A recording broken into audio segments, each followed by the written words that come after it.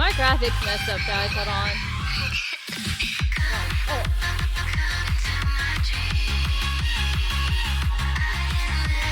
There you go. Hi, guys. All right, so welcome people into another S3RL Q&A. We got S3RL in the chat with us now.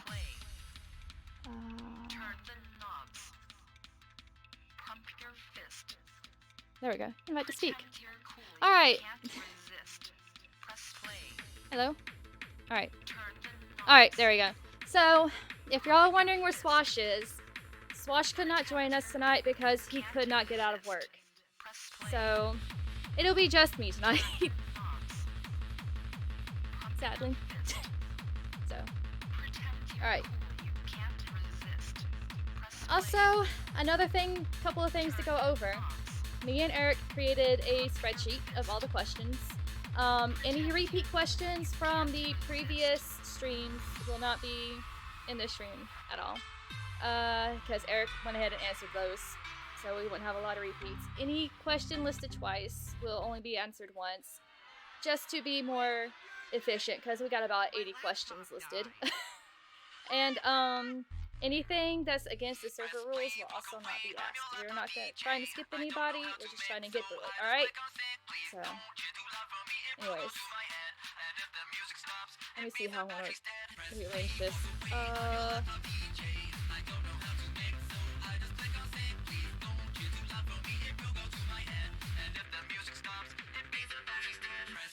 Alright. So yeah, here we go. Here we are. So, can y'all hear me well? S3RL, can you hear me well? I think he's having problems with his microphone. Found it. Alright. S3RL, if you're talking, your microphone is muted. Oh, wait, why is... Okay, my audio is coming out the wrong end. Hold on.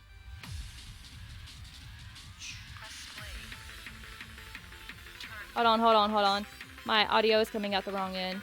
I'm using a different headset output. How about now? Okay. Yeah, I can hear you. So. That's good.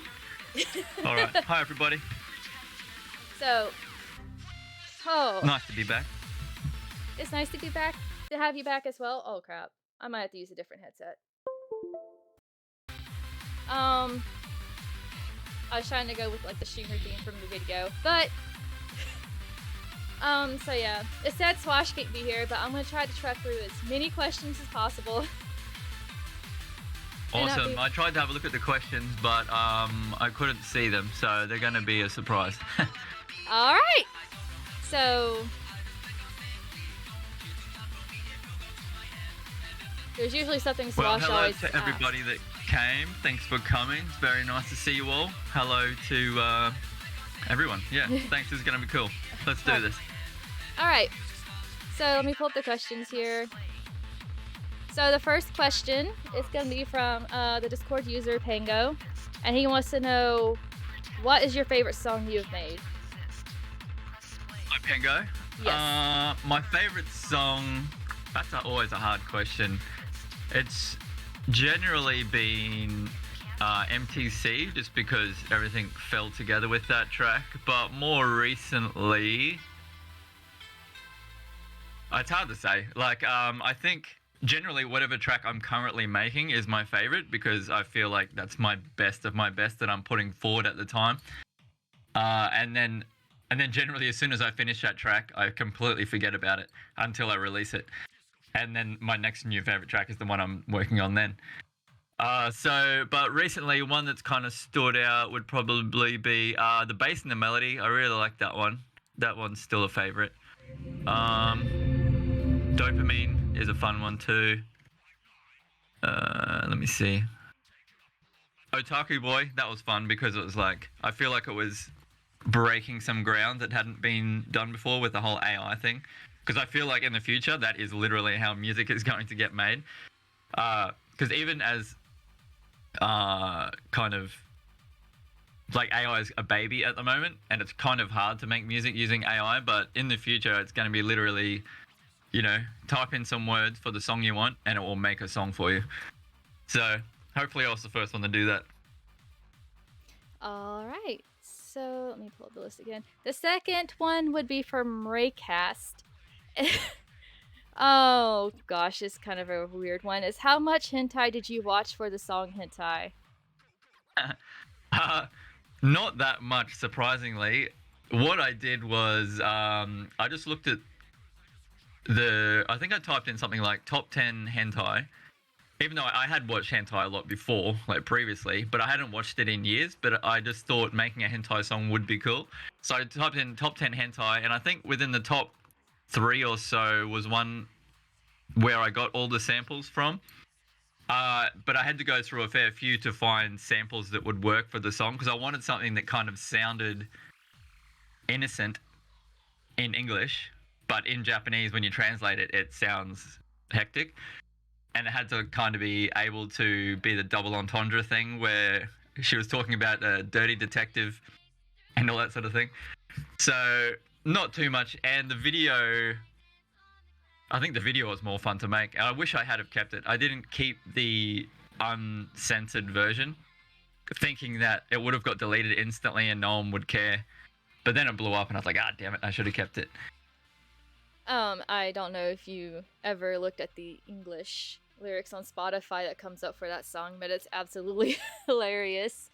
I'll have to check. I haven't seen it. I'll have a look. All right.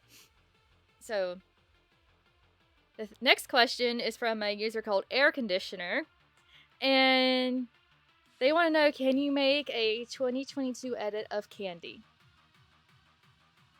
Candy. Which song is that? I think the one with Sarah. Candy with a C. Yep. A new version of that. Yeah, I guess I could. Generally, if a track does really well, and I feel like if I do an update on it, it doesn't do it justice, kind of thing. Because, like Pretty Rave Girl, for example, that song was huge, obviously.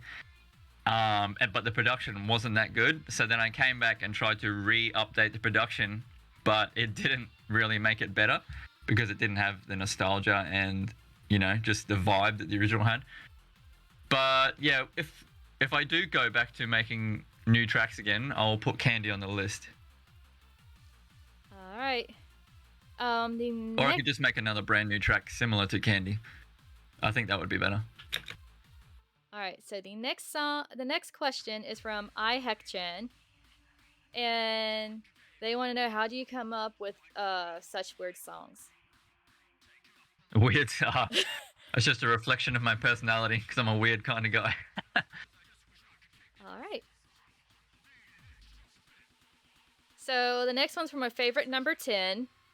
And they're saying, good day, Joel. Your favorite number, hopefully, is here once again to ask you about the Let Go remaster. Any updates? Oh, yeah. So the song's done, but I'm doing a physical release. And because of COVID and all that, all physical production of, merch and stuff has slowed down massively.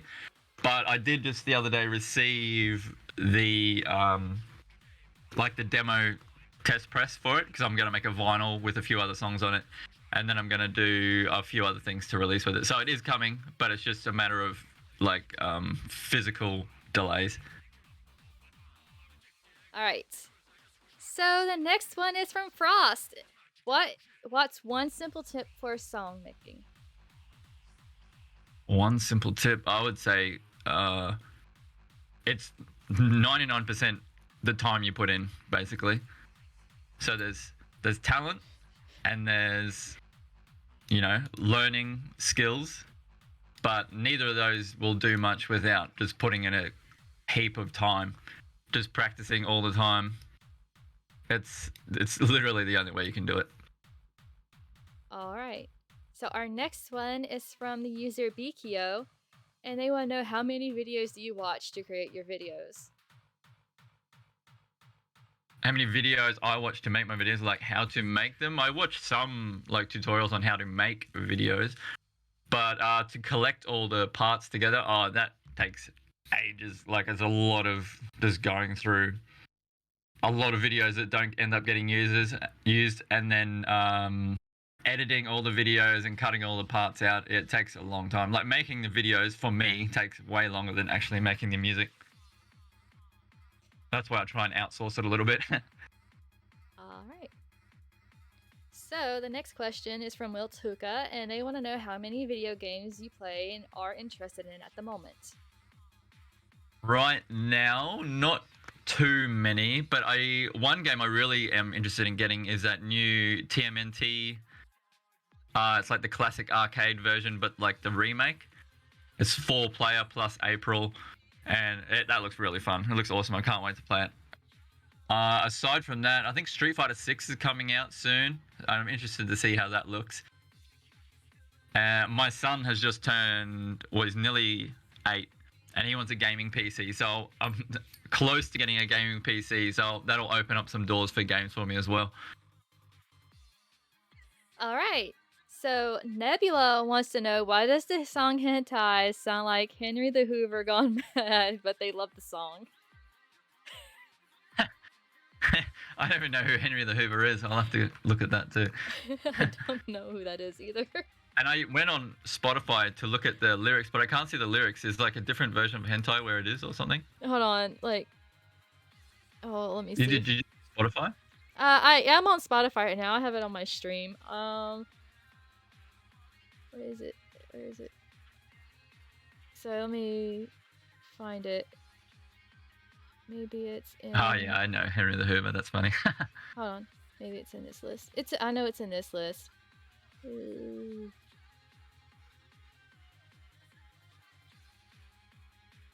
I just gotta find it because I forget what order everything's in. Yeah, I do see how some tracks have the lyrics, but I know they're just not popping up for me now. I have it on this dang list. Spotify's failing me. Oh crap. I'm looking for, I identify it by the album cover, so I'm looking for the album cover. I don't know what happened to it. I'll look for it and I'll show you. So the next question is from Nyx. Have you ever thought about doing a song in Spanish? And thank you for being so amazing. They said, I love you so much. Greetings from Mexico. I draw, so if you want a thumbnail, you can ask me. You can see my work on my Insta. And they haven't linked in their bio. Oh yeah, thank you. It would come down to finding a Spanish vocalist or an MC or something like that, because obviously I can't speak any other language besides English. So, like when I did a track with Leader, I just said to him, yeah, if you want to make it in Russian, do it in Russian, and he did, and it sounded awesome. And I think I've had another singer do, what other languages have I had? Like German, English. Yeah, so if there was a Spanish singer or something that was into my stuff and can sing well and, you know, is good at all that kind of stuff, then I'm definitely down to work with them. All right. So next one is from Spine Time, and they said they loved your latest collab. Thanks for introducing me to a new artist. I have one burning question. What's your opinion on mayonnaise? On what? Mayonnaise. Mayonnaise? Oh, it's delicious. I like it. I personally put it on all my sandwiches. So. Oh yeah, I like to, you know, have chips, French fries, and dip it in mayo. It's delicious. Honestly, I would do something that weird too. All right, so the next question. It's a regular thing. It's a regular thing. Everybody does it, but I don't know. I think it's America that freaks out about using mayo as dip. I remember going to America and asking for mayo to dip, and they're like, "What?" But yeah, most people do it in Australia, and I'm sure other places do it. There's some breakfast food I dip in mayo, so yeah. Okay, so Miguel5885 says, asking if you can still do backflips. Yep. I still practice them regularly. It's a skill I want to keep as long as I can until I try to do a backflip and break a hip or something. That's when I'll stop. All right. So actually, I was going to do one on Brisk's stream, but and I was waiting for his new house to do it because his old ceilings were so low. And then he got to his new house, and the ceilings were high, but everything was so new, and the room was kind of small. And that little bit of dancing I did on stream, that was supposed to be a bit more, but because he had this new carpet and the small amount of dancing that I did like destroyed the carpet, so I couldn't do any more. I was going to do a backflip on stream, just so everyone could see. But yeah, it's gonna have to be another day in another location. All right. Neon Atlas wants to know, "Hey Cyril, I'm really happy that you're here. I've been wondering what some songs you tend to listen to from other artists before 2012, and do you still have all of those candies from over the years?" Yes, I still have the candy. Actually, I just added some new stuff to my studio. I haven't shown anyone yet or taken any photos, but I've got these like big vases and I put all the candy inside them, so it looks cool. So at least I can put them on display instead of sitting in boxes. And what was the other question? The first thing. What are some songs you tend to listen to from other artists before 2012? Yeah, back then. So back then it would have been mostly just like UK hardcore, happy hardcore from, Scott Brown, Gamma Styles, Kevin Energy. Basically, the Bonkers albums of that era is pretty much what I was listening to, and not much else. All right. So the next question will be from Cracky, and they'll be, "Dear Cyril, do you like Poland?" I've never been there, but I have nothing against it. I would like to visit it someday. It'll be cool. All right. Inio the gamer wants. Oh wait, that was the wrong. So the next question is Cracky's actual question, and it was, "Who inspired you to do what you do? You have such a recognizable music style. I'm wondering what DJs got you into what you do today." Well, initially it was just the Bonkers guys. I did really like how Scott Brown kind of had his own style and was kind of independent from the rest of the UK hardcore scene. And then moving forward and like kind of getting to know other artists and how they operate. So Scooter was a good example because he is completely independent of everything. He kind of just has his own thing. Same with Infected Mushroom. They were kind of like the head of the psytrance scene, and then all of a sudden they got too popular and the psytrance scene didn't like them anymore, so they became independent of the psytrance scene. Similar to Showtech, they have a kind of similar thing where like they just independently do their own thing. I think that's the way to go for me personally, because I don't think my genre really mixes that well. Well, it does. It goes kind of well with all the other genres, but at the same time, it's probably too cringe for a lot of the mainstream stuff. So I'm almost forced to do my own thing. It just worked out that way, I think, for the better, I would say. All right, I found Hentai on Spotify. Let's see if it'll show the lyrics on here. Oh crap! Oh crap! So here we go.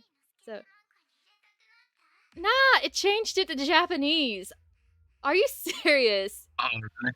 Yeah, I can't find any lyrics at all. I used to be able to click on a song and the lyrics would come up, but I must be in the wrong place. No, so used to it would come up in English for me because my language is set in English, and it had the weirdest crap pop up on it. They changed it. Oh, like it was auto translated or something like that? Yeah. All right, so the next question is from Max. When it comes to VST plugins, how many do you have and use? Do you have any custom ones? No, I don't have any custom ones. That would be cool though.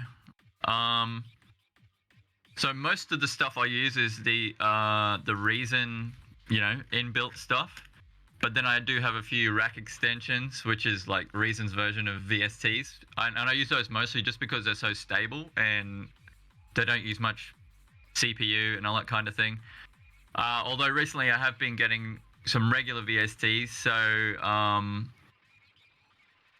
yeah, creative ones would be like uh, Polyverse Music, the Infected Mushroom ones. There's a Comet Reverb, and that's like really good. And then there's the Manipulator. That's kind of like does a lot of different things. Mostly like detune and like vocal shifting and all that kind of stuff. What else? I did get Serum and Silence just so I could you know jump on the bandwagon and do some like sounds in that kind of way and just learn how they work, because I feel like I had to learn how they work even if I don't want to sound the same as everyone else. I also got Kick 2 so I could start making my own kicks, and that was really cool. I'm going to start making all my own kicks, even if they sound the same as what I used to, but I can at least have my old kicks but have them sound up to date, so more low end and just cleaner and that kind of stuff. But generally, yeah, most of it's still the reason inbuilt stuff. All right. So, from Penny wants to know what got you into DJ and making music. They would love to hear all about it. So let me see. Before I started, the first thing I ever did was start producing music. Before I was into raving or anything like that, I just heard music on the radio, and being a creative person, I thought, oh wow, that's cool. I would like to learn how to make my own. Like I want to make something like that, but my own version of it. And that's when I bought, I think it was PlayStation game Music 2000, and I just learnt the basics of production. Then I upgraded to a PC and got Reason, started doing all that. And I made some tracks, and I would record it and listen to it myself in my car, and then other people heard it and they gave me good feedback, and that encouraged me to keep going. And then from there I started going raving, and that's what turned me, like, sort of focused my music preference on rave style music. And as a natural progression, being in the rave scene for so long and just knowing everybody and seeing the DJs do their DJing, and then making music and then getting music released onto a label, I was kind of forced to start DJing to play my music out. And from there, it was just like a whirlwind. I was kind of just sucked into the DJ scene, touring around. It was good. I just kind of went where the wind blew me. All right.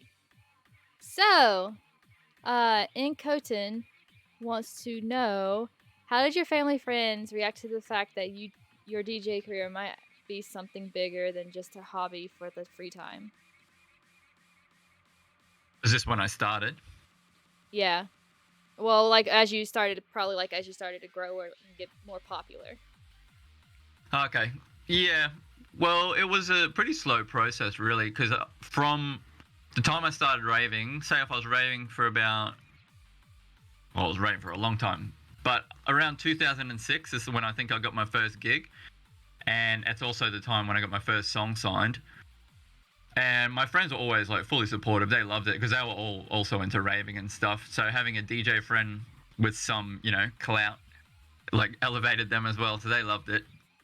And then as I started touring and going interstate, they would often come with me because it was just like a fun adventure for everybody. Yeah, and then I started touring internationally. Yeah, they were always supportive. They loved it. They'd come with me occasionally. Yeah, the hardest part was having to leave, kind of thing. Because the best part about raving that I didn't realize at the time was it's the people you go with to raves and that you meet there that are the best. So having like a massive group of friends at a rave makes the rave. And I'd always wanted to travel to see what other raves were like in other countries. And when I got there, it was like the raves were amazing, but I was the only one.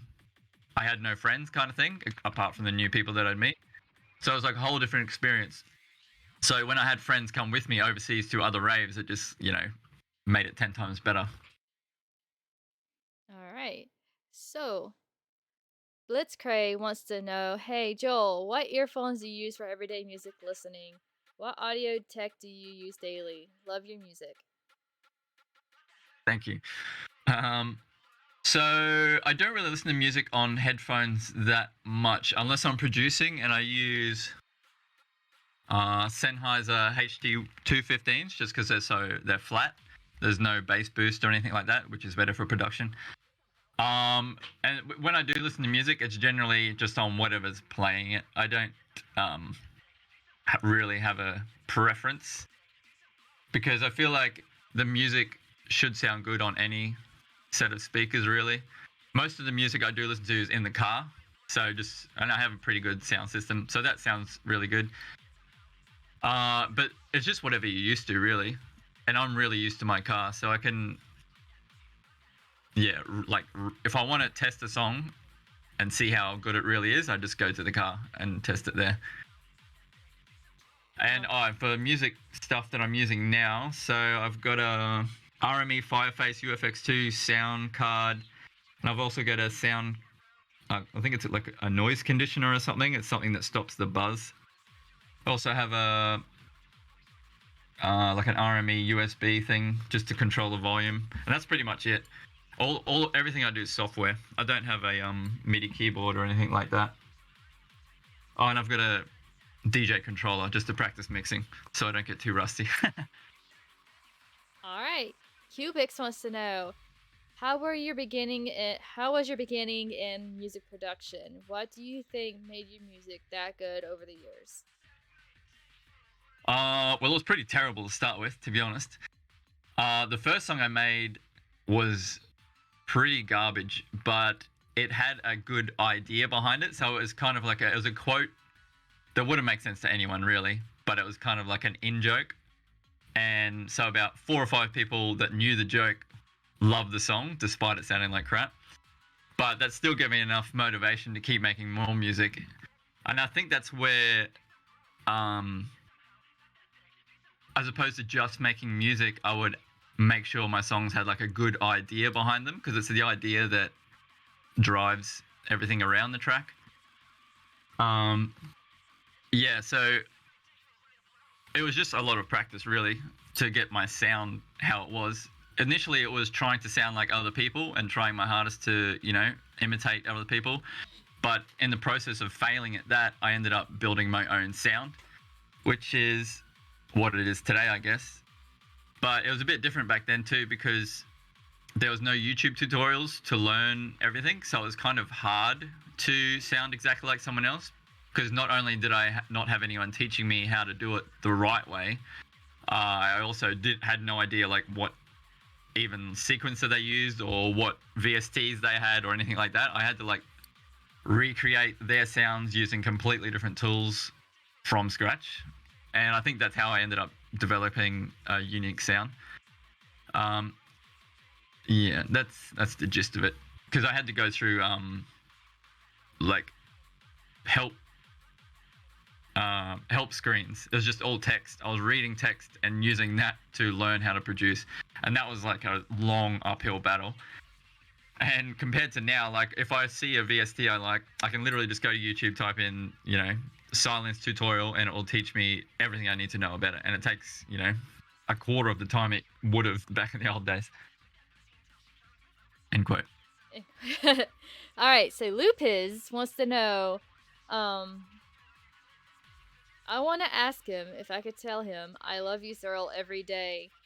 Okay, the real question is, how would your dream vacation be? Greetings from Guatemala. Greetings. Dream vacation. I don't know. I'm not much of a holiday person, to be honest. Traveling is not something I've ever aspired to do. Like if I didn't DJ, I probably would never have even left my hometown, to be honest. But if we're talking about a holiday where I did something nice, I don't know. I think it would have to be like adventurous, some kind of physical thing.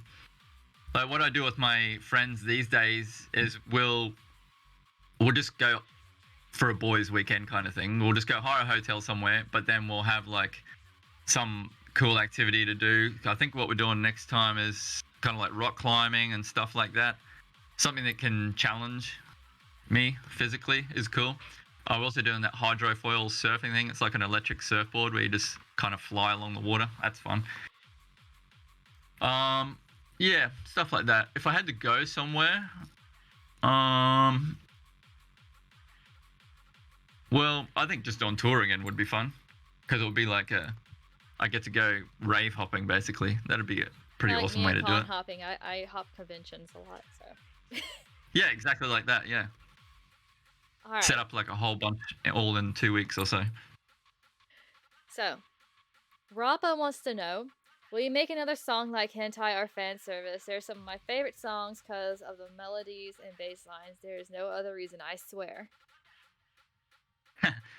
I do have one like that, an idea for another track like that, but I kind of got to wait for the right parts to come together. I need like a vocalist who can do a certain kind of thing. The original idea actually was ready to go and the song was ready to go, but then the vocalist just kind of vanished. So I had to pause that one. And now I'm waiting for like another similar style vocalist to come along. And I think I've found them. But yeah, we're just kind of putting it all together. So it is coming. All right. And what should the film clip be? Should it be the same thing again or crazy? There's a question from me for you guys to answer next time. All right. So, Seaweed wants to know, what are your... Okay, no, I decided not to ask this, but I guess I'll ask it anyway. I hate... oh gosh, no, this series triggers me a lot. What is your opinions on My Little Pony? I have no opinion really. It's a cool show, and I actually really like the culture behind it, like the brony culture, because it's its own little like cringy culture that developed on its own. It kind of reminds me of the in a different way, the flat Earth culture. It's a bunch of like outcasts that come together over a common philosophy kind of thing. But the show itself, yeah, it's cool. It's just one of those shows. Alright, that series triggers me so much. Stella Flair wants to know, throughout some of your older songs, a deep voice singer for reference, Mr. Vane. Who is the person behind the voice? And they're glad you're still making music. What's that? The male vocal in Mr. Vane? Yeah, that was just me with a filter over it, I guess you'd say. The same with Dealer. Dealer was me, just with that same kind of effects put over the voice. Alright. Because I make sure, I usually 99% of the time when I sing, I don't want it to sound like me at all. Otherwise, I'll like never be able to listen to the song. Even though we could tell it's you. Yeah, I know. That's why I do it less now, because everyone knows it's me, so it's even harder for me to get away with it. Like back when I made Pretty Rave Girl, no one knew my voice, so it was just a male voice to everyone. And Dealer and all those, no one could really tell. But now that everyone like knows that it's me, you're gonna get less out of me. Alright, so Tracy wants to know, have you ever watched any Osu gameplays of your own songs? Yeah, heaps, millions. I've seen a lot. And it's really impressive too. Same with the Beat Saber ones. It's the kind of game I would have loved when I was like in my full gamer mode back in my early 20s. I used to spend 16 hours a day playing games and all that kind of thing, getting like to like tournament level skill, even though there's no tournaments back then. And that's why I enjoy watching it now, because I know how much time everyone puts into getting that kind of skill. I have more fun watching other people with that skill now, because I know I'd never have the time to put into it to do like a speed run or a insane level OSU game. All right. So Mary Setagaya wants to know if you prefer Pepsi or Coca-Cola. I don't really drink either, but I have to say probably Pepsi, because one time when I was in high school, I went to school and they had vending machines at school to sell Coke. And I had one first thing in the morning with an empty stomach, and it like deteriorated my whole stomach and I was sick all day, and that turned me off soft drink altogether, soda. And so yeah, I don't drink either. But I do remember Pepsi tasting pretty good. Although I will say McDonald's Coke with a lot of ice in it was pretty delicious. But Pepsi was the same. So like, what's it called? A fountain machine version of the soda tastes better to me. All right, so the user I Like Banana Pie says, thanks for all the good times and have a glass of Pilk on the house. What? I don't. Okay. Do you have a track you wished you would have made today rather than back then? Yeah, there's a few like that actually. I think Catch It is one I wish I had have waited a little bit longer because purely I've talked about this before, just the production value of it. What other one? Yeah, there's a few. Like MTC, if I had waited a little bit longer for MTC, probably the same thing. But I think the timing of MTC was optimal, but the production could have been a tiny bit better, or just like, you know, little things, just little personal things that I always think about. Yeah, I'd have to go through all my things. Hang on, let me bring it up. Old songs.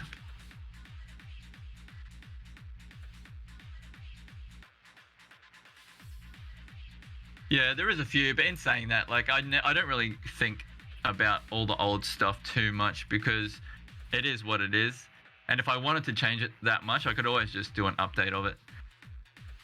But even then, yeah, I think I'd prefer to update an old crappy track that everyone has completely forgotten about than a track that everyone loves, because it would be harder to top.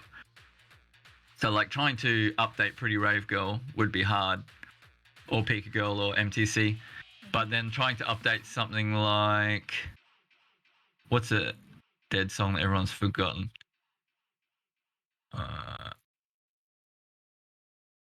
Tita Techno. Everyone's kind of forgotten that track. That would be easy to update. I could do that. Yeah. All right. So yeah, but generally I try to just move forward. Sorry, go. All right. Ali Me wants to know, what is your favorite rhythm game or rhythm game that fits your music best?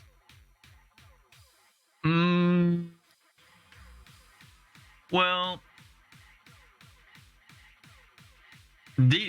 obviously the original one, DDR. Well, not the original, but the big one. DDR works because you actually have to dance physically with your feet. The mouse clicking ones are all good too because obviously you can do a lot more with those. And Beat Saber's cool just because it's like kind of revolutionary. It's like you're in the beat game. I don't know. I feel like they've all got their own pros and cons, really. All right. So this is Blue Steps, and he's like, "Hi, S3RL, Blue Steps here. Thank you for meeting once again with this community that loves you so much. Thank you for making us very happy every day with your music. Well, here's the question: would it be possible for you to add more Rusalat songs to the S3RL shop, like the missing ones, like they say Pit Stop LA, Electric Sky, Doomsday, Sorority House, Fugazi, all those. And he hopes that you can, and he can't wait to hear the next S3RL presents." Yeah, that's a good idea. I will do that. I'll put all the Rust songs in the S3RL store for sure. And what was that last bit? And they said, "Cheers. They hope to hear they can't wait to hear the next S3RL presents." Oh yeah, cool. I'm working on that right now. Actually, starting to gather material to make the intro cool, because that's always the hardest bit. Doing the intro, finding all the stuff to like mash together in the intro. Yeah, and then I just have to do the mix and whip it out. It's yeah. All right. On its way. So go. Newman. You go. I can't say that name. I can't say that. Go. Can you do speedcore or splittercore genre? Of course, your style. And Eid al-Fitr Day is near. GG for Muslim. I don't know what that means. All right. What BPM is speedcore generally? Where's the cutoff? I want to. I don't know. It sounds like it was something similar, like Frenchcore or something. Frenchcore. Well, yeah, I do have at least, probably 2 Frenchcore-ish tracks coming up. So that's only around 200. Oh. I'd say speedcore must be like 300 plus, surely. Yeah, Eric is typing to me the BPM is 300-ish. Yeah. Okay. Yeah, I haven't done one like that in ages. Actually, I might do it. I'll write it down. If I get inspiration for it, then yeah, sure. I've always thought about doing one of those. I can't remember what they're called, like tone core. It's just basically the the kick drum's so fast, it just sounds like a single tone with little bits in between it. But I feel like, yeah, a track like that would only be a minute long. Otherwise, it would just be a headache. All right, so Luma Nostra wants to know, first, I want to thank you a bunch for your amazing music. You really inspired me to make music. I've been questioning myself about this lately. Are there meaning stories behind your songs? For example, MTC, hentai, and or Pretty Rave Girls. Interesting selection. Titles there. So is it MTC, Pretty Rave Girl, and hentai? Yeah, like, they want to know if there's like a meaning or story behind making them. Story behind it. Yeah. Yeah. Well, Pretty Rave Girl was kind of, I guess, it wasn't about a particular person in general, but it was like, nostalgic feelings of being in the rave scene when I was like a kind of a new raver, and then seeing just people in general dancing and getting that, getting a cool feeling of wishing you could, be a part of it. It's kind of, one of those longing to be a part of a scene kind of thing. And it was nice in retrospect that I actually got to be there. MTC was another one, but it was like a further look back into my teenage years. I think it's pretty self-explanatory, really. The song says it all. Hentai was, it was just, I had the idea for the sound of the track before I had the idea for the theme. So I run the drop with that, it's like a vocal thing with the reverb on all that kind of thing. I had that down first, and then I wanted to put something to it that would make it iconic. And when I thought to add hentai to it, the song finished itself. It was pretty good like that. Some of my tracks do have little stories to them, and I try and put them out there now for like new tracks. But a lot of the times the tracks don't have a story at all too. It's kind of just like I came up with a cool sound and I threw this and that together, and it just melded into one new thing. So, yeah. All right. Gerboslani, sorry if I botched your name. Top to the morning to you from Poland. My question is, where are you actually around for any of the video making for your songs, like for Fire and Whirlwind? If so, which ones did you enjoy filming, not just music making? We love to hear other song styles of It's This Again, an absolute banger, I think. It's underrated. I bid you farewell and have a lovely, chill evening. Thank you. I have a lot of people in Poland. That's cool. So yeah, with those videos, I wasn't there for the actual filming itself much because Ken, the guy who does the videos, he was a friend, but he lives in Sydney, and I'm from Brisbane, so that's like an hour's flight away. But I've always known that his videos are like awesome, and he's really talented at what he does, and he's more skilled at videos than what I am at music, kind of thing. And he's got this really cool style about it as well. And most of the time he has his own kind of like little team that he uses, and ravers in the Sydney rave scene that he'll use. So most of it's done away from me. And for the recent one, for example, that was a massive task. It took almost a year to release because the model from the video is from America, and Dorian Electra's from somewhere else in America. So that's two separate things there. And then Ken's in Sydney, and I had to get the music from my end. And then I also had the singer was from Hungary. So it was like a massive thing I had to kind of get together. And then COVID happened, and that slowed everything down like 10 times more. So yeah, it's hard to be a part of it. In saying that though, I do have future projects in mind where I do want to be physically there to even just see how it goes, and like, I wouldn't say direct, but like coach in the direction that I want more. But yeah, that's like a future thing, because the videos are I'm still like amateur level video guy. I don't even know how it works most of the time. All right, so Elphine wants to know, what is an emotionally charged song for you, if that's okay to answer? Well, that's a hard one to answer. I'm not much of an emotional person, to be honest. I'm very a-emotional. If that's a word. Let's see. But, well, I guess MTC, you could say, was an emotional one. It's more of like a coming of age thing. But I've always been one of those kind of people that have been stuck. You know how some people get stunted in life when something traumatic happens and they get stuck? I'm not sure if it was traumatic, but I just was always stuck in my teenage years for a long time, which probably shows in my music. And I'm 40 now, and I feel like I'm still stuck in my probably late 20s. So I'm a fair way behind. But for an emotional song, let's see. Let's look at my old stuff. Neon Genesis, that was kind of emotional for me because I had like a massive emotional investment in that anime. That was like, so I was like, I must have been about 18 or so when I was fully into that anime. And yeah, I just like loved that show, and the theme song for this show even more. I knew all the words to the song, even if I didn't know what they meant, kind of thing. It's one of those songs I listened to so much. I knew it in Japanese, but had no idea what it actually meant. Pretty Rave Girl is similar to that. You'll Never, which is a super old one.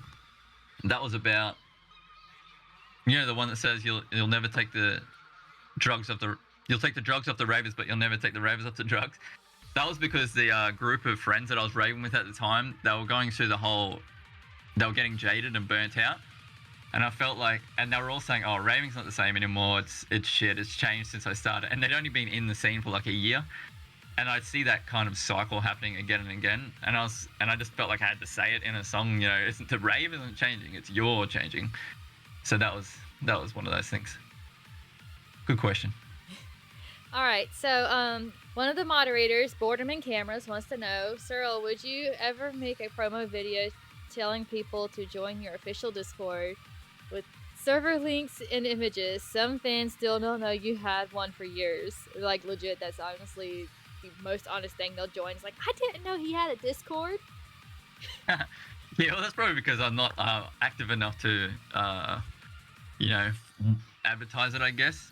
But I do know I should be doing it more. And that's what I was going to say in this one. I do want to do it kind of how I've done it with this. I'll release a track, and then the following, you know, optimal time, I'll do a Discord thing. So next release, maybe say, you know, the Saturday night. It's Saturday night for you guys? Yes, for me, yes. Yeah, because it's Sunday morning here for me. But yeah, I'll do the same thing again for the next release. And then once it's more of like a consistent thing, then I'll start doing it. And in saying that, I do have a plan to do something similar to that, where, because we're planning that VR rave. Yeah. Well, it's in like early stages. So what I want to do is maybe the first VR rave thing we do, you know, film some of it, get shots of the stage and all the people that are in there, and then I want to make a track based around all that, and then that will be the advertisement for the real VR rave, like a bigger one where everyone actually knows about it, and then that will be, you know, where I advertise Discord and all that kind of thing. Because I'm assuming a VR rave will be streamed the same time on Discord, right? As like the chat. So Discord, or like into Discord or into Twitch. It'd probably be easier to stream it into. It could be streamed into Discord, yeah. Well, yeah, whatever we do anyway. See, that's what I mean. Like, I don't even know how it works. Yeah, so it can be streamed into Discord. It can also be streamed into Twitch as well.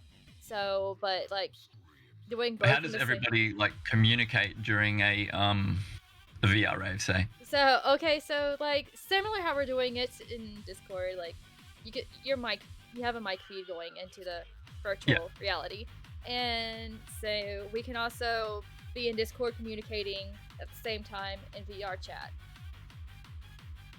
So there'd be a text chat thing and a voice chat thing, and then you'd have your own like mic just talking to people within your range kind of thing. Okay, so yeah, the Discord will be the text chat. There's no text chat in VR chat.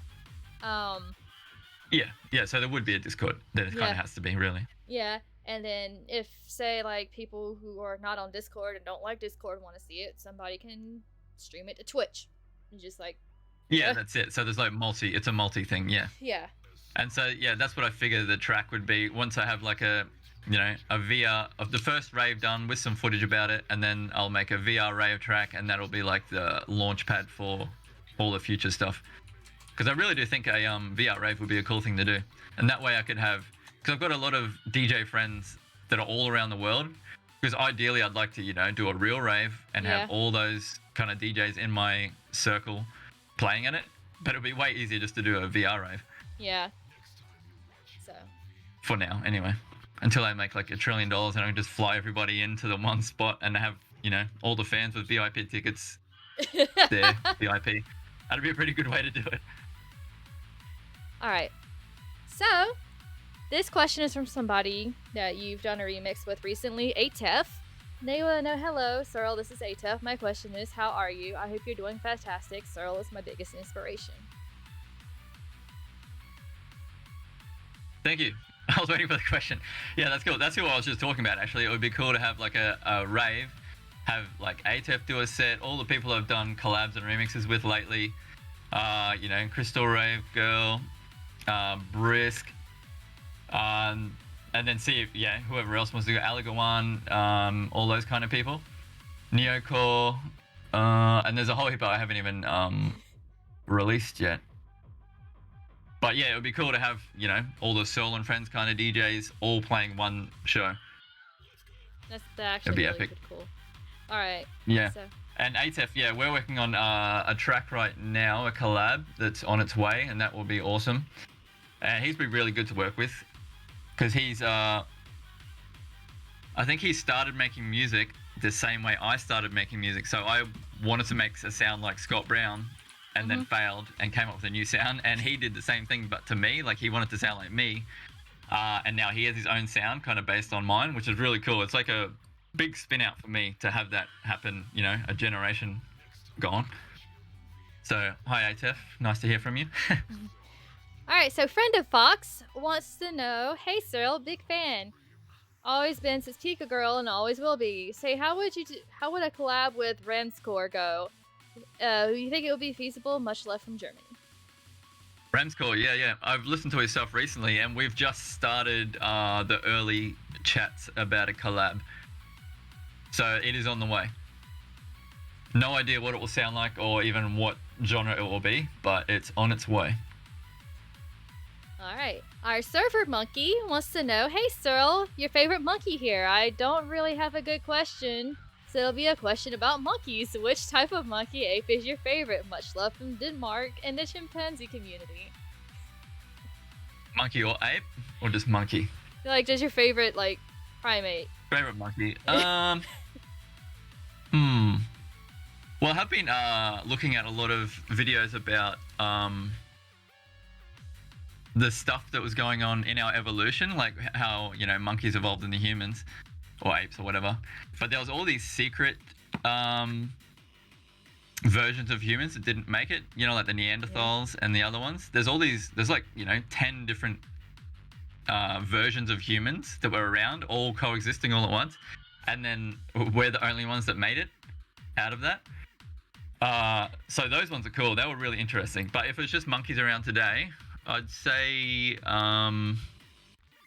I think a spider monkey, like those super agile ones that can just, they can climb one-handed, jump from branch to branch. Like being that agile, kind of like Spider-Man, that would be epic. Because, if I had to choose a superhero's powers, it would be Spider-Man's. Just purely because of, that freedom you get from jumping around like a monkey. All right. So I don't know if I should bring her up or not. The next one's from Crystal. I will. Hold on. Let's see if she'll do it. She had her hand raised. Oh, you mean have her on the mic? Yeah, there she goes. Her question was funny. Yeah. Hi, Hi, Joel. Crystal. Hello. I'm like up and down. Am I asking the question or Luna? Are you asking the question? No, you asked the question. It's really a funny question. Oh, You're live on air. Okay. Oh, yeah, okay. So I was wondering, do you pick your nose, and have you ever picked your nose and eaten it? No, I've definitely never eaten it. I could never do that. I'm one of those people that could never do that. But yeah, I've definitely picked my nose throughout my life. Okay, so is it like an occasional, like ongoing thing, or just randomly? I think just if it needs it, really. Like if you have I'm like just one of those really hard spiky boogies, you kind of just have to get it out. Oh, sorry. I have If cats. I'm in range of a tissue, though, I'll just do it with a tissue. Okay. All right. Cool. Good to know. Cool. How about you? Yeah, I picked my nose over the gross. years. Yeah. That's disgusting. Don't eat it though. But yeah, I was just curious. Yeah. Okay. Cool question. I'll have to think of one like that for you next time. All right. See you later. See ya. Nice to hear from you. Bye. You too. Bye. See ya. How do I hang up? How do I do this? No, you hang up. No, I hang up. Hang on. I'll move you. There you go. All right. So, I saw that I busted out laughing. So Goo wants to know, do you ever have a song that you regret making? What was that? That I Regret making. A song that you regret. regret making. I wouldn't say regret, although one of those songs that did stand out was Casual Noob, and it wasn't because it had what was the? I think there was a word in there that was offensive or something. Casual. It was an F word. Yeah, I can't remember what the word was, but everyone blew up about it. But that's not why I regret it. The reason I regret it was just because the production was kind of like rushed, and it was just, I don't know, it was just like a messy kind of track. It's one of those tracks I should have spent more time on and like thought about more. I think I was in the middle of something, I remember. I had to make a release, and I kind of just had to throw something together last minute, and that was what happened. Even though there was some good aspects of that track, but overall it was pretty low quality. All right. So John MB. Hello, Cyril. First of all, you're having an incredibly good day.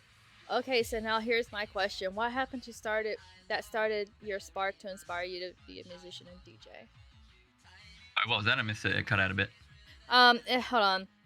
I was battling a cat. It says, they want to know what sparked your inspiration to be a musician or DJ. Originally, it was this song, "Better Off Alone" by Alice DJ.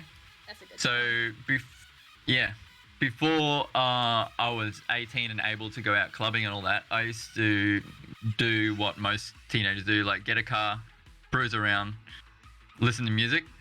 And that was at the time when "Better Off Alone" was like one of the top dance tracks on the radio.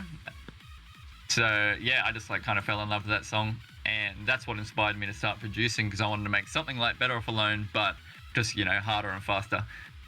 And that was the kickoff.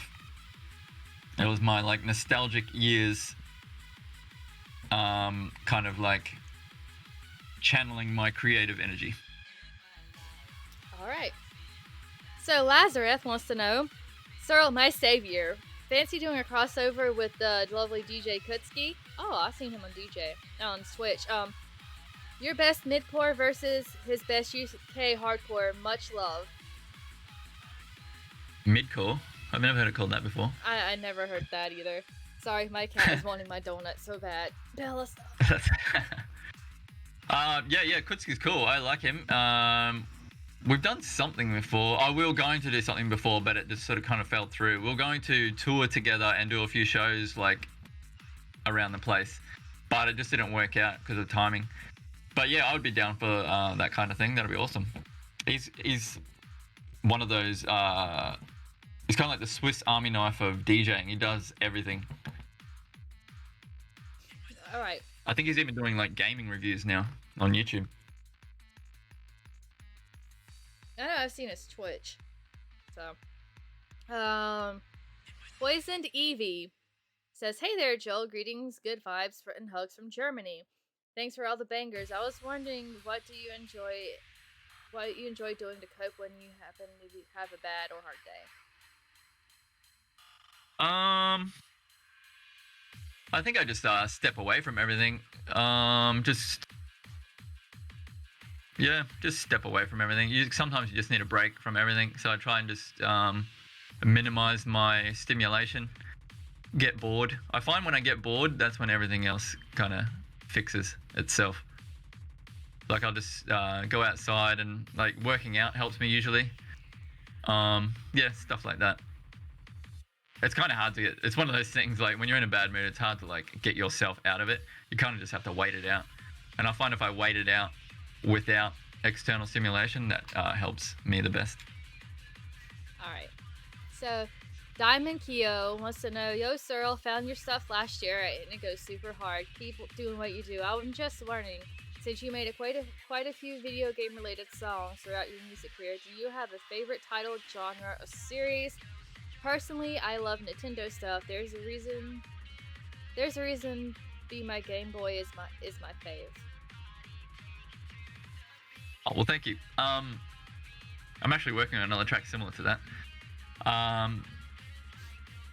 So yeah, gaming. So I wasn't a Nintendo kid. I was a Sega kid at the time. This was like, you know, in the 90s. It was either you're a Sega kid or a Nintendo kid. So I was always like a Sega person, Sonic the Hedgehog, all that kind of stuff. But in saying that, I've always been mostly just a fighting game person. That's my favorite genre of games by far.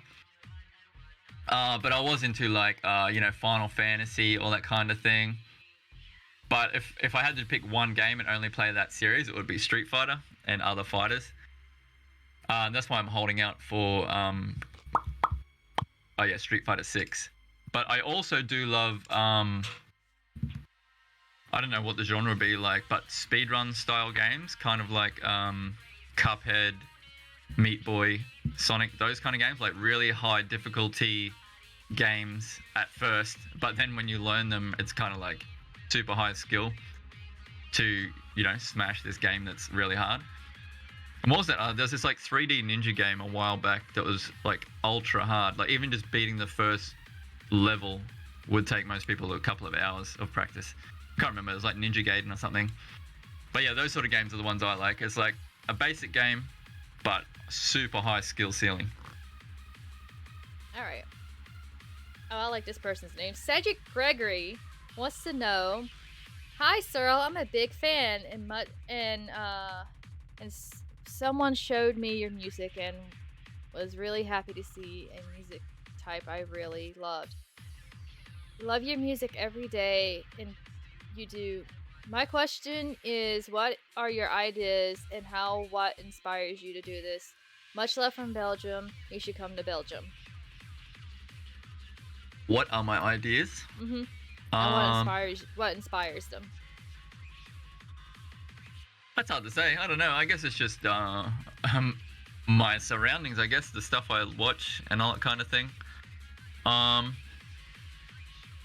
think my like natural self. I like absurd style humor. So like stuff that is just completely random and doesn't seem like it should be a thing.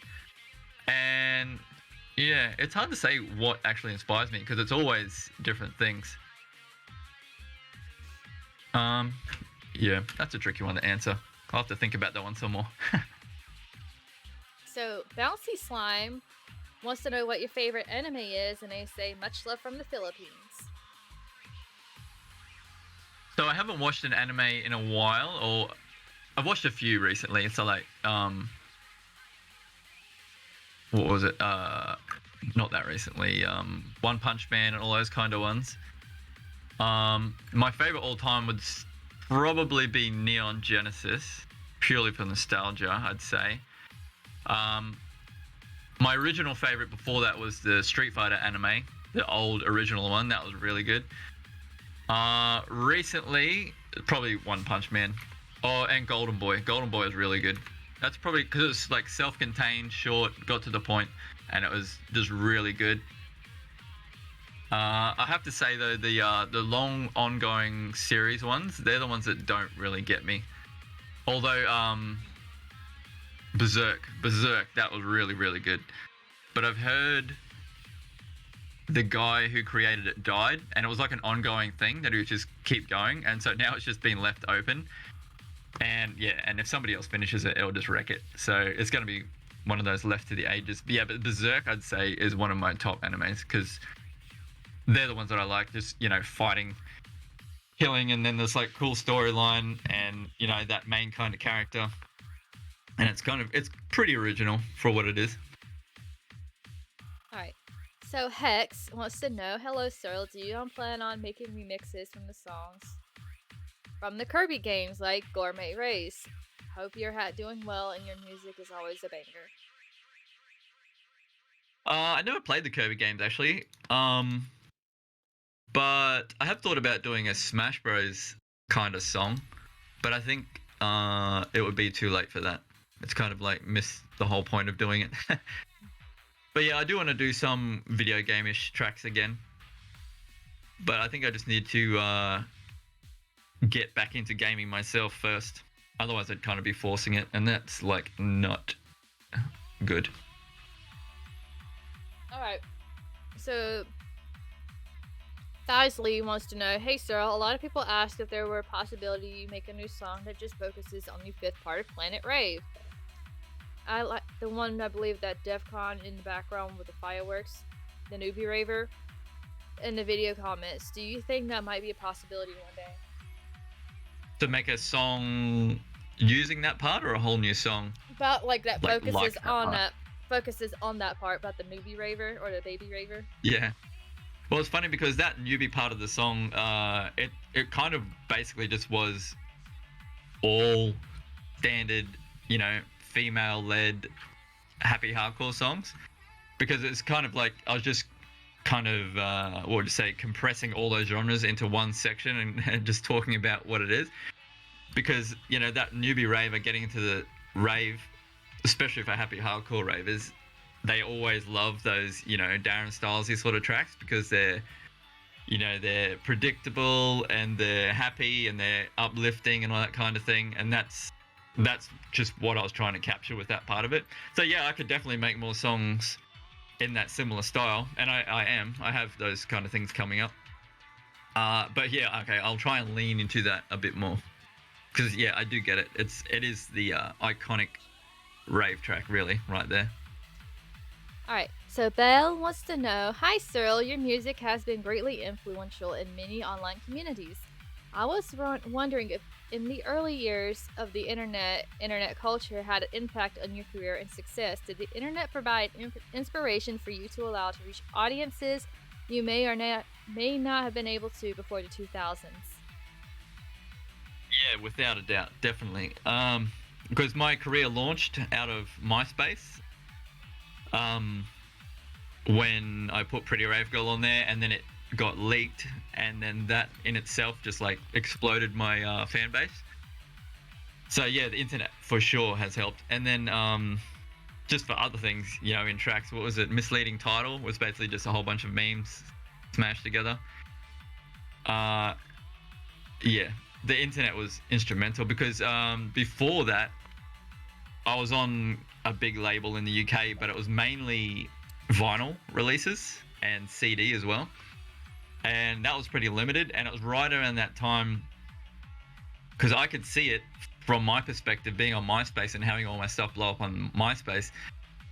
I was wondering why no one had, made more of an effort to release their music kind of for free on the internet and use that as a way to, build a fan base kind of thing. And that's when I started my own label and put all my stuff on iTunes and making radio edits and all that kind of thing. And of course, as soon as I did it, it blew up. Even though it was probably like 5 years too late for Pretty Rave Girl. But yeah, as soon as I released Pika Girl, which was kind of like the new version of Pretty Rave Girl, that's what launched my whole label and got me here. So the internet was yes, thank you. Alright, so my little personal pain in the butt named Neko says, hi Cyril, hope you're having a nice day and glad you could take the time to be here for today. My question is, may I take you out on a man date since we're both local Brizzies? He wants to make me jealous. Yeah. I'll just see about that. I'll see if I can schedule it in. I'm very busy these days. Like, even if I'm not DJing, just being like a dad and doing all dad stuff is surprisingly time consuming. It's like one of those things you probably won't understand until you have kids. But yeah, it's hectic. And saying that, I do try and like stay, I don't know, active, I guess. Because I was going through a time there where I was kind of just like a hermit in my room, which I'm sure a lot of people can relate to, or just in my house. and not doing anything outside of, my family, and that kind of melts your brain a bit. And so now I'm like slowly trying to, build the foundations of my social life so I can actually function as a person again in the real world. So, but yeah, as for the date, I guess so. What do you want to do and where and when and how? Yeah, you would probably get in trouble knowing him. All right, so Mr. Chest wants to know, hello, Searle. Thank you for keep making amazing song for so long. I found you when you uploaded Your Mind, which is still my favorite song to this day. I've been making music for quite a while now, and currently am trying to get better in making happy hardcore tracks mixed with my own style. That is my question. Have you ever thought about streaming, showing more behind the scenes stuff about how you make your music? The Otaku Boy behind the scenes were amazing in my opinion. Keep doing what you do. You'll always get my support. Well, thank you very much. Yeah, I do want to do more stuff like that, but I want there to be a reason, because I feel like all the other tutorials that other DJs do about production kind of cover it. I don't want to just like repeat what they're doing and put my own spin on it kind of thing. I want to actually have something new to bring, like the Otaku Boy thing. But yeah, I will do that eventually. I want to like release a track that is somewhat popular and then do like a deconstructed video as opposed to like a how to make this. It'll be like this is how I made it, because I think I'd be better at explaining how I made it as opposed to how to use your stuff to make it kind of thing. I don't know, it feels easier to do a deconstructed than a build from scratch kind of video. So yeah, it's coming. All right, Fishing Hobo wants to know, hello, Searle. Do you plan on working with some older singers such as Jessica or Deja? Jessica I haven't heard from in centuries, so I doubt that will happen. Deja is actually my niece, and yeah, I don't think that's gonna happen because she was young when she did it, and now she's 14, so doing something with me would be cringe for a teenager of that age. But but actually I spoke to J3SS, which was the first singer I ever used, and I thought that could be a possibility. Tamika I still do songs with, but she was like the second singer I ever sang with. So that's an old one. But one I haven't done with for ages. Yeah, I'd say J3SS would be the possibility. But it's whether like she wants to do it, because like I haven't spoken to her in like over 10 years. And like, our lives have changed and all that. But it's possible. I'll have to hit her up. All right. The Seventh Saint wants to ask, for the DJ Master Searle, do you plan on doing more collabs with Defibrillator? Also, they want you to check out their mastery skills. Check out Mystery Skulls. I think you might like it. Just a recommendation. I read that wrong. Mystery Skulls. Yeah. Check it out. What was the question? Oh, Defibrillator. Yeah. Yeah, I do definitely want to do more stuff with him, and I'm just like, I kind of want to make sure I've got good tracks, like the right tracks for him to do videos for. And I do have one coming up that I want to like demo to him, because he's got his own stuff too. He's not just waiting for me to send him songs. So I want to make sure I've got something that will actually, get him interested. But yeah, definitely, without a doubt, I want to keep making videos with him as long as he'll do it. Alright, so Andre wants to know, yo, Searle, most artists who start their career work harder and produce lots of music to get the ball rolling, I find. I was wondering, how do you think your career has changed over the years compared to similar artists? Like, how do you feel about your oldest tracks compared to your release today? What's been your favorite improvements and worst regrets over the time making music? Oh, that's an interesting question. Well, yeah. So in the beginning, I had all the time in the world and unlimited motivation just to make music, and I had no interest in DJing or any of that sort of stuff. So I was just happy to make track after track after track, and I was lucky enough to be in a position where 99% of my tracks would get released. So there were years there where I would release, how many is there? Like 20 or more tracks in a year on multiple labels, and people were just like eating it up. And then I started my own label, and I felt like that would be too much for one person on one label to release. So like having, a track a week would be way too much, especially because I'd only be, pushing one track at a time. I felt like a month between tracks was a good idea, but now I'm thinking like even 5 or 6 weeks between tracks, and then have remixes and stuff in between that, which is kind of what I'm trying now. Seems to be the way to go. But yeah, I think you kind of have to do that when you start out. Like as a new DJ, you just want to like push out as much as you can, because that's how you learn too. Like every time you finish a track, that's like learning. And so I was just doing a lot of learning back then, I guess. And not that I'm stopped learning now. I'm still learning for sure. But I feel like I can spend more time on one track and actually get results out of it, as opposed to releasing 5 tracks and spending less time on each. I'd probably get more out of spending more time on each track. As compared to back then and now, yeah, it's one of those things. Like I can actually tell that my music was way different back then, even just like style and theme and just overall. And as much as I would like to try and capture what I had back then, I think it's kind of like it's there now. I can't really, there's no point chasing my tail kind of thing, because I'm never going to be that person that I was. Like I was a new excited raver with all this enthusiasm about the world, and now I'm like a jaded old man who's just cranky all the time. But yes. So I think that's just why my stuff has changed a lot. But yeah, I will try to keep my stuff in line with my brain, I guess. Yeah, that's tricky to answer. All right. But yeah, overall, I think my stuff is technically better, but maybe not as like exciting in general. Maybe, I don't know, but it's probably more interesting. I don't know. It's hard to say. Like I can't really look at myself from someone else's eyes. That's the hardest part. All right.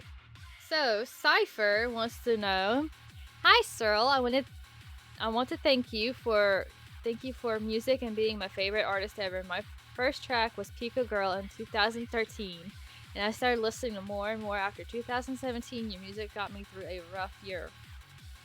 In the last 48 hours, I had a car accident and I was jamming the night. Tracks kept me go.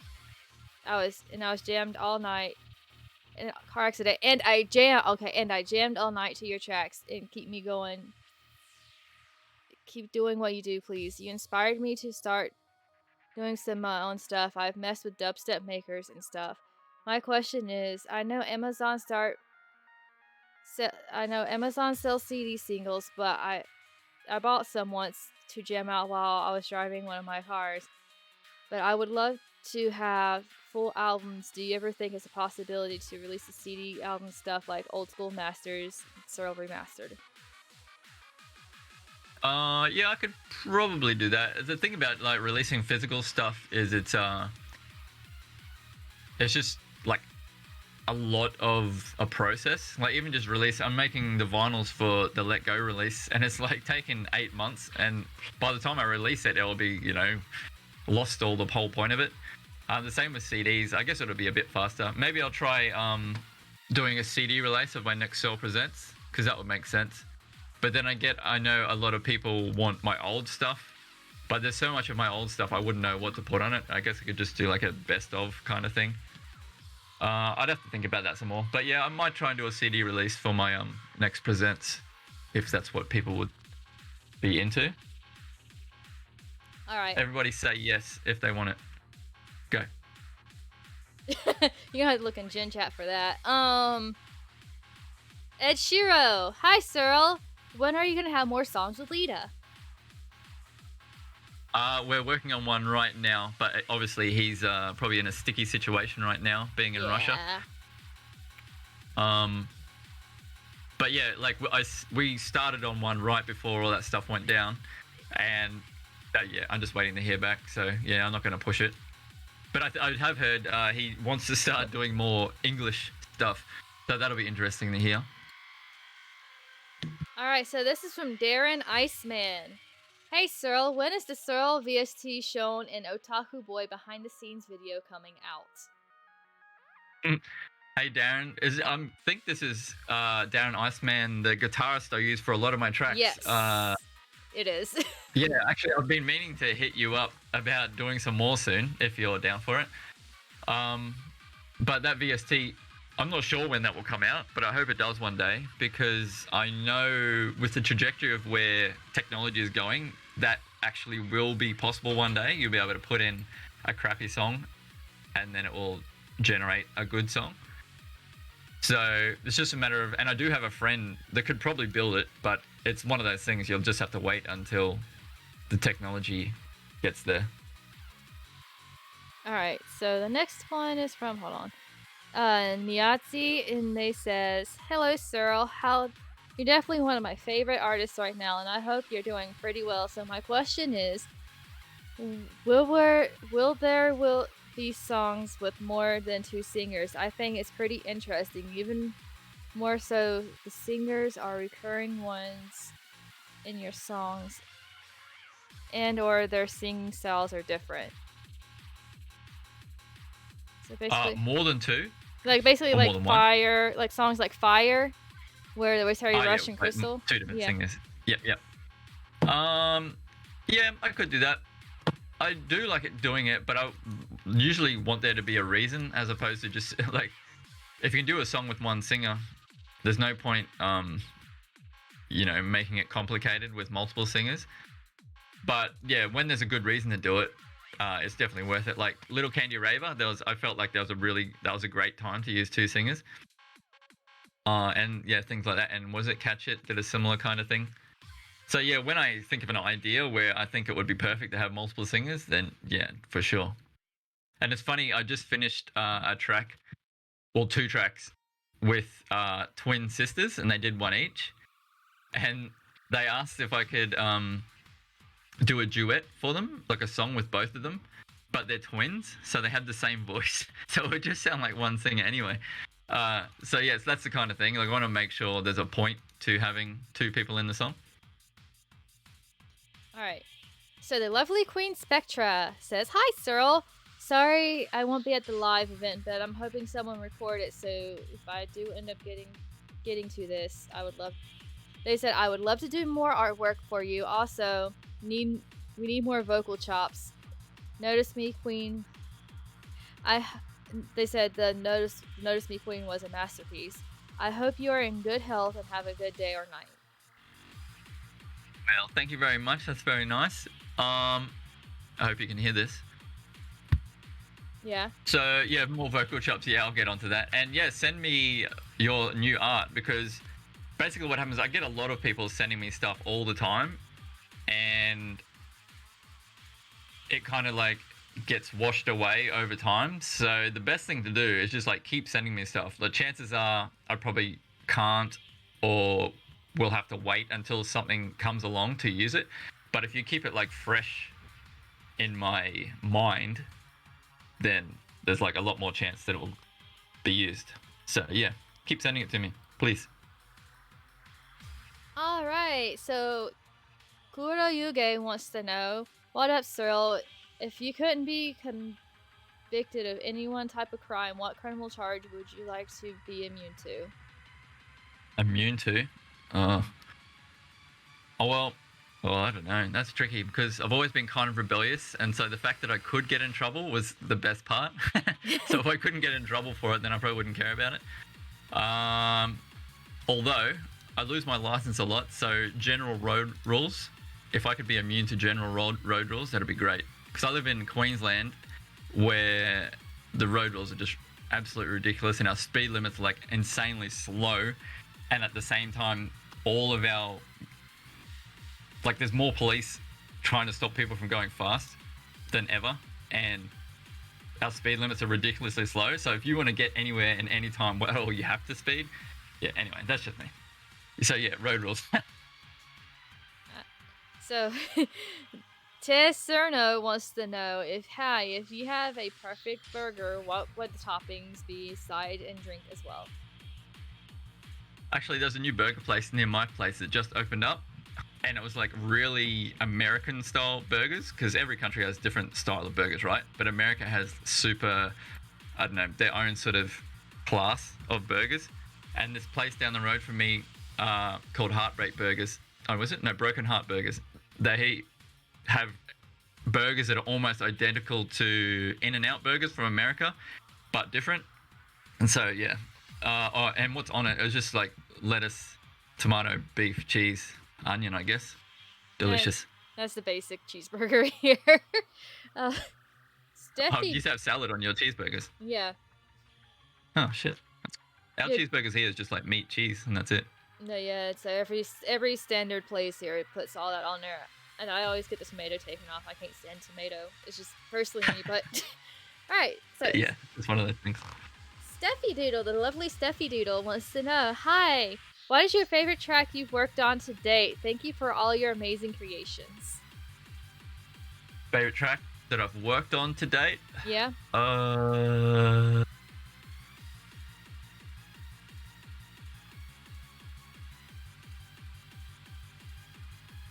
Not sure. Not sure. No idea. I have fun doing all the tracks. Like in the moment of doing each track is usually my favorite. Actually, I've just finished working on a track that was my favorite. Because it's kind of different to my usual stuff, but still similar enough, I guess. It's coming out in. It'll be not my next release, but my next release. So it's called Doki Doki, and it's yeah, when you hear it, it's a bit different. It was just fun to make because like I got to be a little bit more creative with different things. Even though when I made the song, I originally made it one way and then I didn't like it, so I had to delete the whole thing and start again. And then the second version turned out really good. So yeah, you'll see. All right. So Gabe Itch wants to know: Hi, Joel. That's a funny name. Hi, Joel. I was wondering if you had Sounds kept happy. if you had kept touring, do you think you would have been more known and bigger as an artist? If I hadn't toured, what was that? If you were still touring, would you think you would be like, well more widespread or known? To be honest, probably not. I haven't noticed. Like for me personally, as a DJ, I don't think touring made that much of a difference. Well, as an artist, it didn't make that much difference. As a DJ, obviously it did. I think every artist has to do some live stuff to kind of be taken seriously. But I think there's like a cap. Well, for me, there was a cap. Like no matter how much I toured and DJ'd, I was kind of like the same level. It's probably also because I didn't want to use agents and like I didn't want to play big festivals and all that kind of thing. But yeah, like I don't really think I want to be like an ultra famous kind of DJ because once you're at that level, you're kind of forced to be mainstream almost, even though I wouldn't. But it's just one of those things. I think being mid-level is ideal for me because that way you get to still play, small. Well, not small. Say 500 to 1,000 people is like an ideal size for a rave for me because it's like the atmos is there, it's jumping and everything, but it's still kind of got like that almost family kind of vibe to it where most people will interact with most people. Whereas at a festival, you're probably like touching 5% of the crowd at any time kind of thing, and yeah, it's more like I don't know what you'd think. It's like being in a city as opposed to being in like a suburb kind of thing. It's less of a like a ravey vibe. I feel like there's a different vibe between raves and festivals for me personally, and I prefer to be in that like ravey kind of vibe. Right. So yeah, if I kept touring, I'd definitely do more stuff like that. Hopefully it makes me more popular, but yeah, it's not really like something I think about.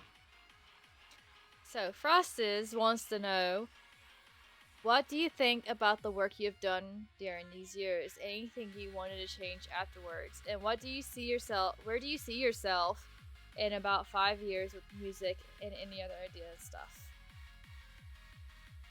Recent tracks that I wanted to change.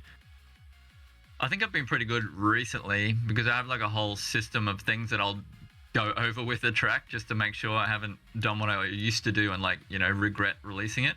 So I have like a little checklist, make sure this is done and this is good, this is not crap. Yeah.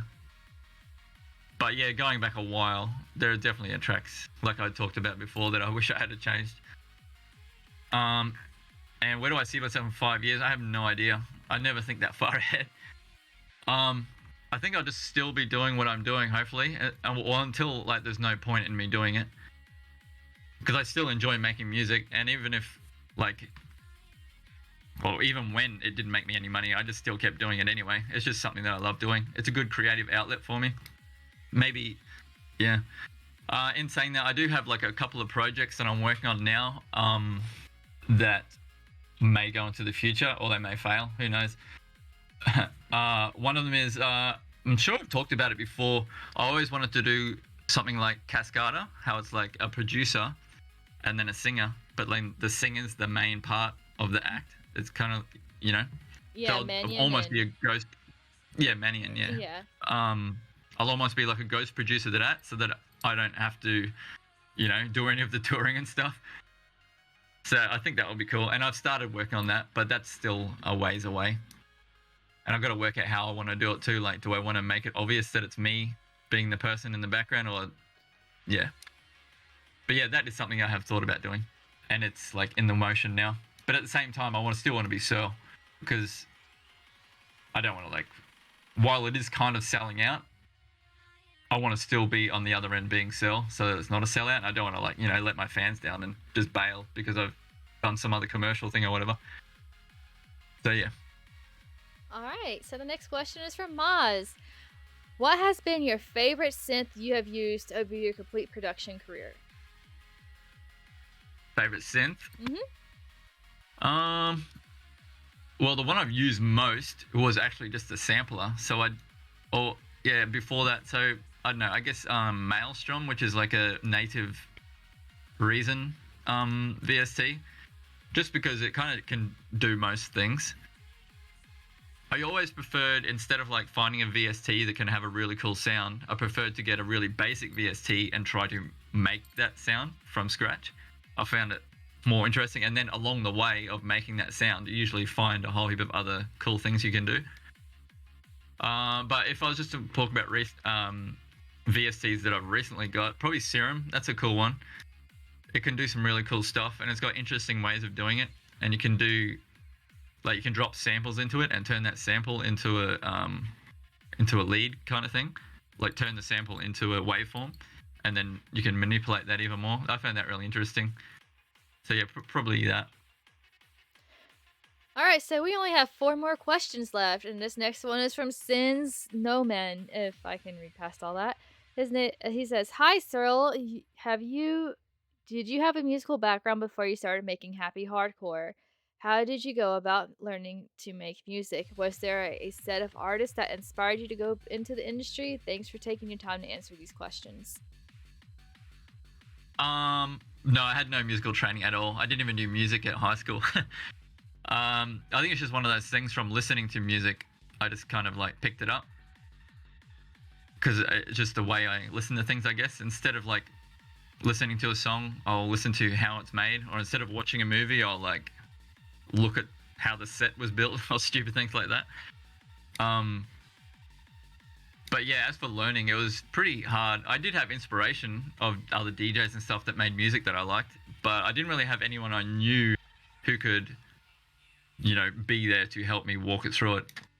The person I got Reason from, you know, before you could download stuff, he gave it to me physically.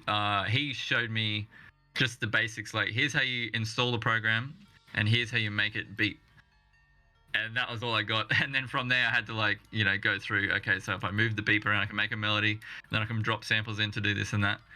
And it was literally from scratch. And then it wasn't until YouTube came that I was actually able to upgrade my skills from there. Because I think up until like, it was really, I'd say my first at least 20 releases didn't even have EQ on it because I didn't know what it did.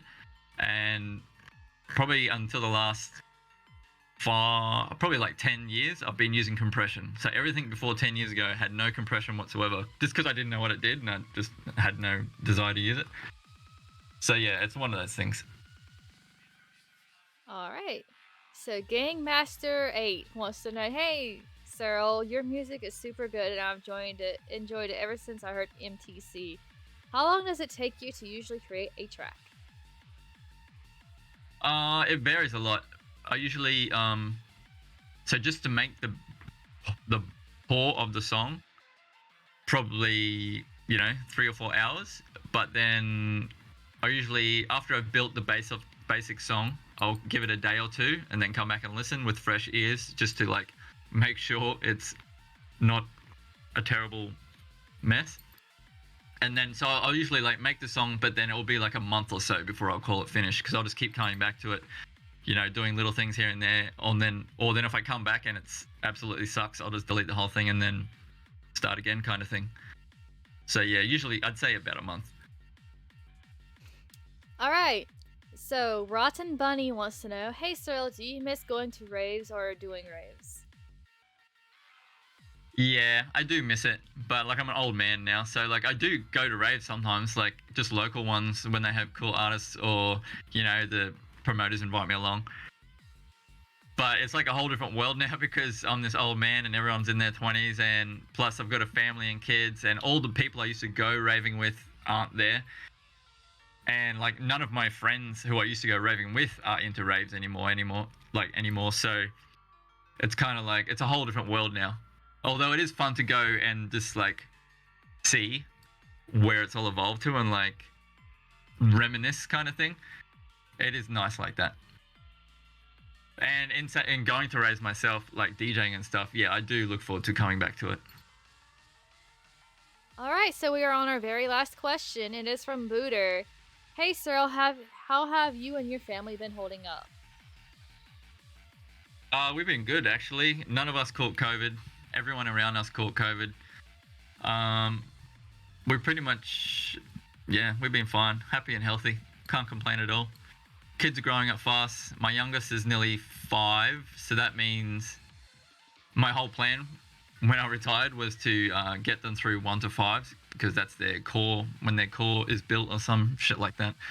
And so now that I'm through that and I've experienced all their stuff that I want to experience, I feel like I should, go back to being, doing what I do, kind of thing, as opposed to just living for them. So good. All right, so that's all the questions we have. That was great. Thanks, guys. That was nice to hear. All right. And how have you been, Luna? I have been okay. I've been going through it the last month, but I made it. From having. Are you okay? Yeah, I'm fine now. I had a sick grandfather, then I had a sick cat, then I kind of jarred my shoulder, but my shoulder's fine. But I got through it. So that's good to hear. Yeah. So I'll have to talk to you about after this, the VR rave, and see where we're going with all that, because that's something I think will be a cool project. All right. Yeah. Nep has been working on the world. Me and her are supposed to be doing work with something soon in Photoshop.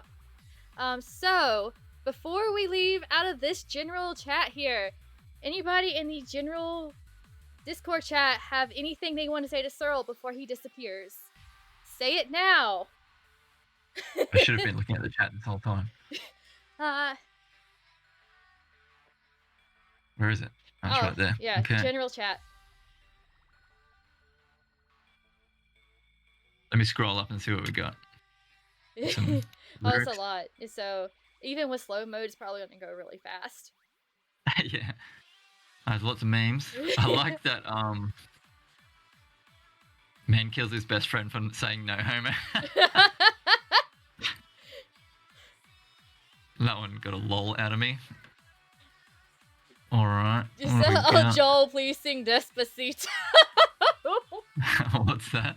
It's a Spanish song the Puerto Rican artist made like a couple years ago. Oh, okay. I haven't heard it. I'll check it out. And here comes this. Okay.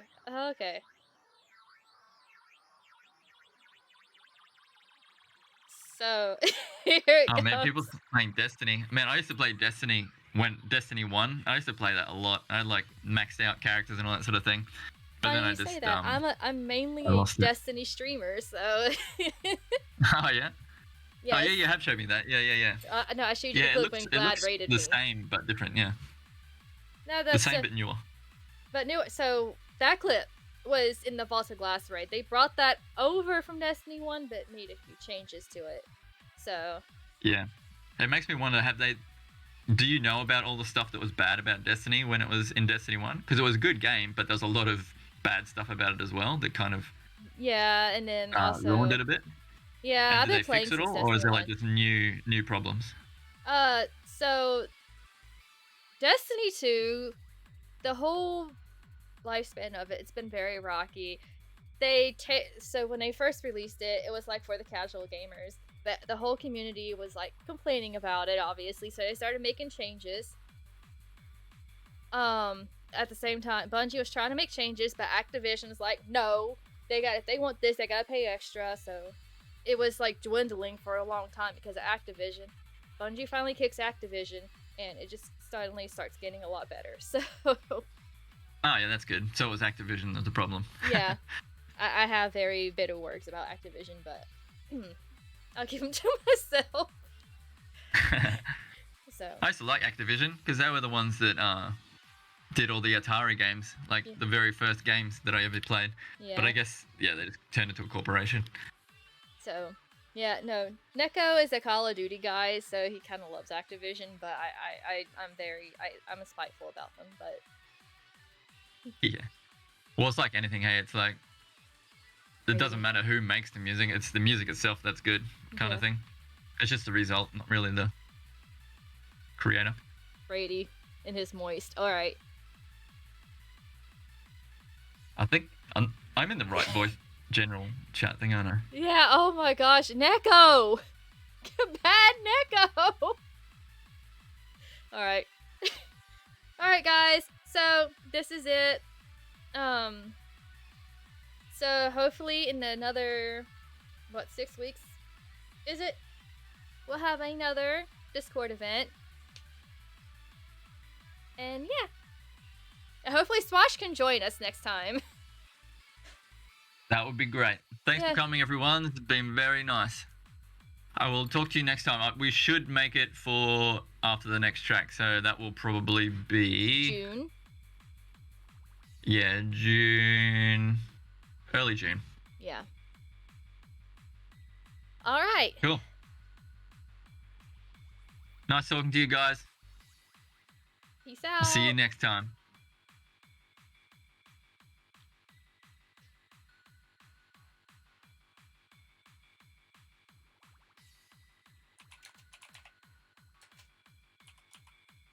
All right.